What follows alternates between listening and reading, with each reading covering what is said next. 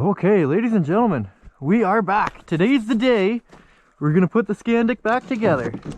She had a gas line blow on me there the other day, and I couldn't figure out how to get the fuel filter and all that put back in there, but I got her figured out now. So we're gonna use a coat hanger to fish the line up through. But anyways, here I'll show you. So this is the fuel filter that I shook the tank upside down and it came out, and it won't fit back through the grommet. So what I have to do is I have to bend a piece of coat hanger to go up through that hole around out here, and then put this on the end and fish it all back through. I'll show you all how it's done here though. So our first step is going to be, there's a piece that goes in here. I'm just going to gently take that out. Usually your fuel line on the inside is going to fall off as well. Yeah, so our inside fuel line fell off, so we'll have to shake the tank upside down and get that out. Want to be a big star? Ladies and gentlemen, Benjamin Buttons! Hey, make you famous. Oh, buddy. A little aggressive. You know what worries me is every time I dump this gas tank upside down, black pieces fall out. Okay, so what I've got here is a 1/4 inch fuel line. It's actually, it came off my my tile saw, but reading the numbers on it, it's pretty much the exact same thing. It says food grade, this and that, so it is oil rated. If you look at this one, that's my good sled. It's got the blue line on there, and it lasts a few more years. I have a hard time fucking holding fluid like that. There you go. 94 only! Only the best stuff. Okay, so this is just an old clothes hanger I cut off there. Just gonna straighten it out a little bit. Oh, what we've got to do, we're gonna put a little, kind of map out our shape right off the bat here.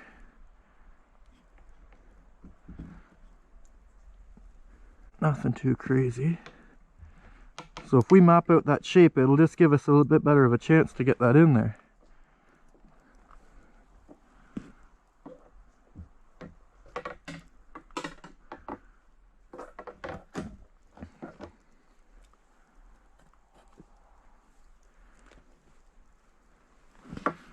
How does that look?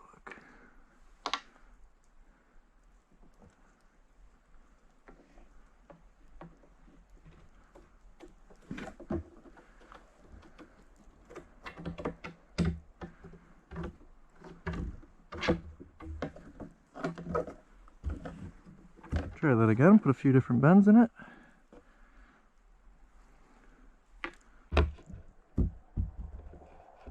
Okay, I think I've got her. Yeah, so I can see it in there now. So now I just have to pull that up and out. You might be able to pull it up with that. Ah, success! Okay, like with anything, you're going to want to keep it all lubed up here.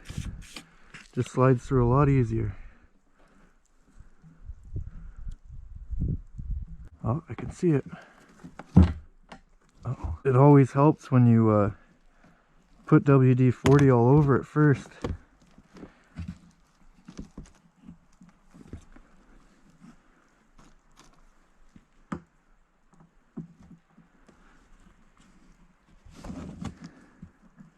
There we go. Ladies and gentlemen, that is how it's done. Very good. And change that out before not too long. But that, as you can see, that's a good seal. So now what we're gonna do is pull some of this back out here.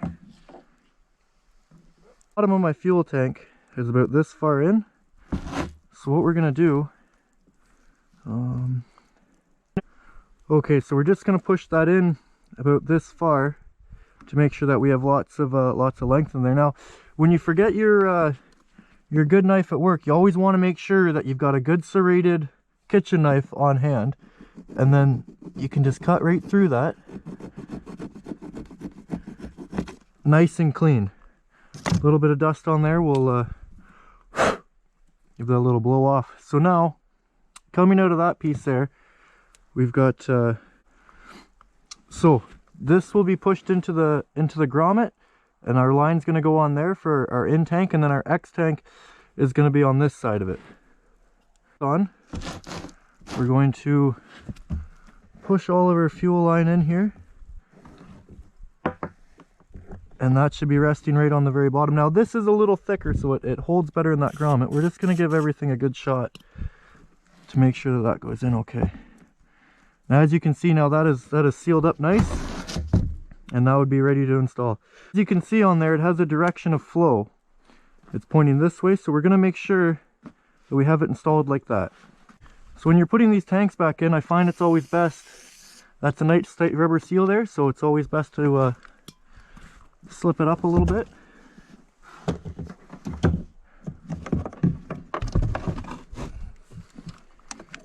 Now we just want to make sure that everything's coming through where it needs to.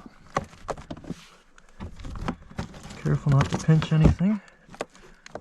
I'm not sure what those wires do, if anybody knows. So now that we've got that to there, need one more piece to go from these two. Now we could get real technical and measure that up, but I think we're going to cut a 3.5 inch piece.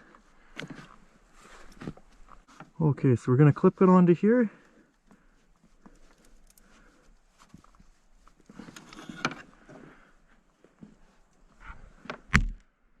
And then same down here.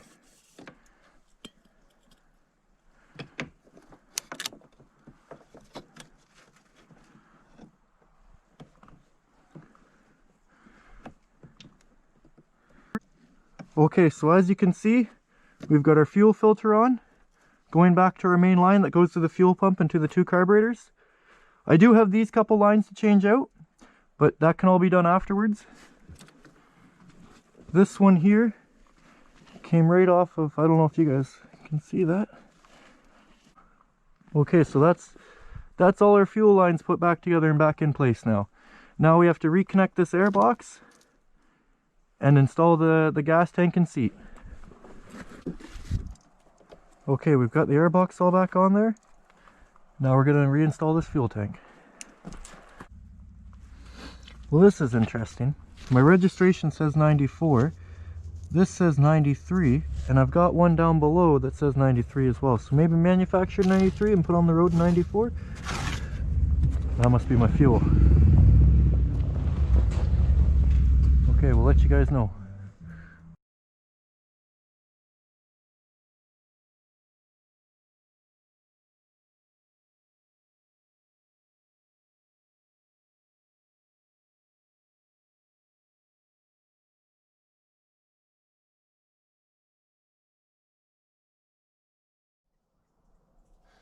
Okay, so we've got it pulled into the shop here now. Our next step is going to be to install this plywood back on here, and got this plywood set back in. Now the only thing that we got to do is make sure that our hand strap for our seat is placed underneath this plywood.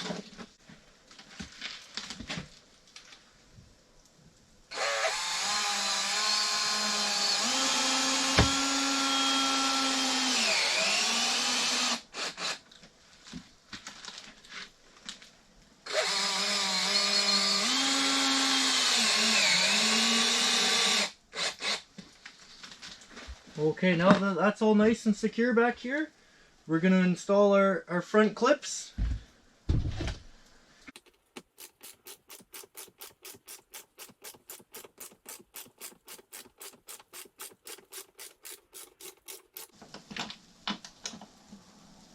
The correct torque is half a turn before it brakes, and if it brakes, back it off half a turn.